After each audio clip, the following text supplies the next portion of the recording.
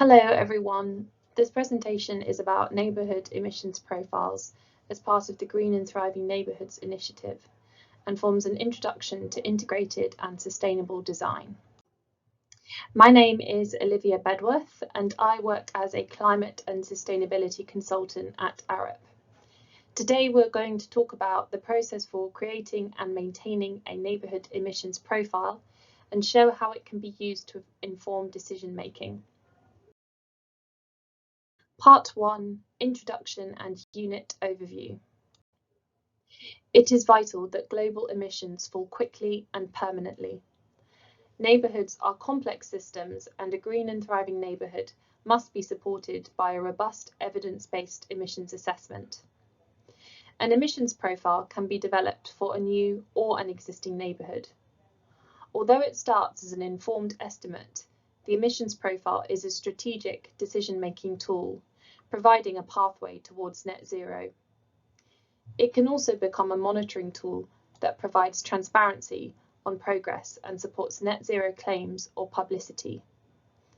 This module will explain the process for creating and maintaining a neighbourhood emissions profile and show how it can be used to inform decision making.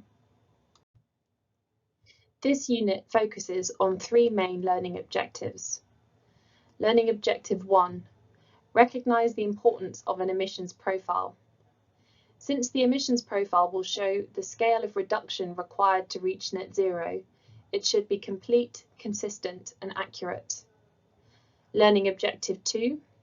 Understand the process for creating and maintaining an emissions profile. The emissions profile is a quantified assessment and it should be created early on and improved over time as decisions are made and more data becomes available. Learning Objective 3.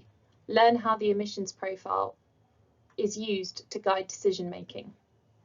The emissions profile can be used to test options, then also to track progress, helping the neighbourhood reach its net zero targets.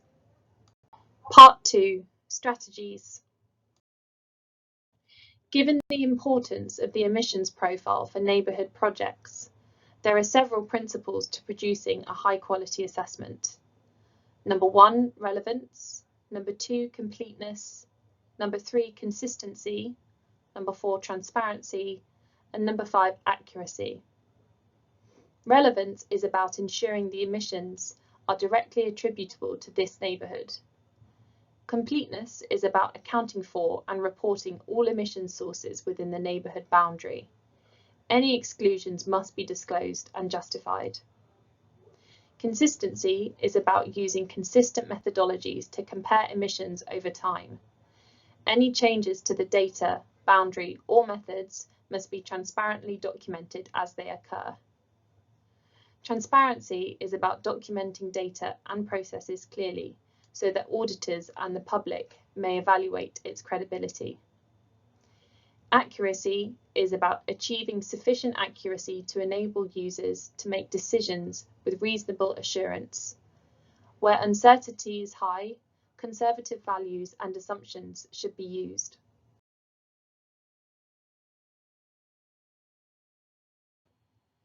A net zero neighbourhood will require a clear and complete understanding of emissions occurring within the neighbourhood boundary. For neighbourhood scale projects, it is helpful to consider these three categories: operational, embodied and consumption-based emissions. Operational emissions occur continually throughout the lifetime of the neighbourhood. They are measured on an annual basis and include emissions due to energy used in buildings, public spaces and transportation, or emissions arising from processing waste. Embodied emissions are in the materials and construction processes of buildings and infrastructure, including new construction, retrofits and redevelopment. All embodied emissions should be assessed, including those due to material extraction, manufacturing, assembly, maintenance, repairs, replacements, deconstruction, demolition, and any associated transport, waste and end-of-life impacts. Embodied emissions only occur at specific points through the development cycle. Historic embodied emissions in existing buildings and infrastructure do not need to be included in the assessment, although any future embodied emissions should be captured. Consumption-based emissions are the impact of people in a neighbourhood, buying food or clothes, travelling on holiday, or investing in new technology. All lifestyle choices have an emissions impact, and the neighbourhood should focus on delivering tangible and ambitious actions to reduce consumption-based emissions. The Greenhouse Gas Protocol for communities is the standard that should be used for reporting neighbourhood emissions. Aligning with this standard, the emissions profile can be created and maintained by following these steps. Step 1. Define the boundary. The geographic boundary of the neighbourhood defines which emissions sources and activities should be included in the net zero emissions assessment. Step 2. Identify emissions sources.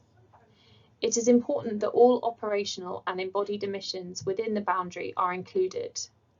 There will be other emissions from the consumption activity of residents, workers, and visitors.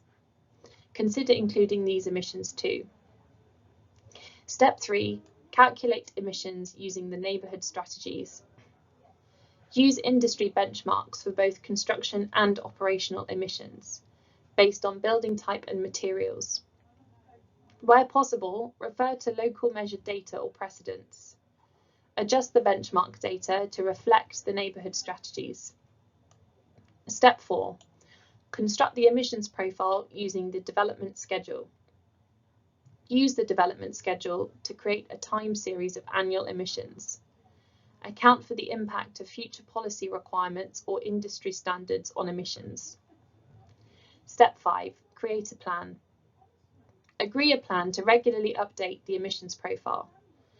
In operation, use monitored data to calculate the annual operational emissions. Post-construction, recalculate embodied emissions using actual material quantities and environmental product declarations. Neighbourhoods should work with stakeholders to agree target dates. There are 2 targets. Net zero operational is achieved when the annual operational emissions are either reduced to 0 or completely offset. This should be reassessed each year. Net zero embodied is achieved when the total embodied emissions are completely offset. This is calculated over the life cycle of the development. It is important that offsets are only counted towards either the operational or the embodied target to avoid double counting. Once constructed, the emissions profile is a tool to test design options, strategic interventions, and citizen action.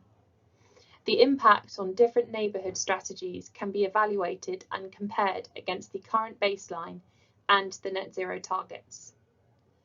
The emissions profile is particularly useful for demonstrating the trade-off between embodied and operational emissions over the life cycle of the development. For example, it can be used to justify more carbon-intensive construction for the sake of reducing annual energy consumption. Part 3. Conclusion. To sum up, the presentation provided these 3 specific insights. Number 1. Set requirements for a complete, consistent, and accurate neighbourhood emissions profile. Number 2. Create examples and share data to help neighbourhoods develop robust emissions profiles. Number 3. Require the emissions profile to be regularly updated and used to justify key decisions.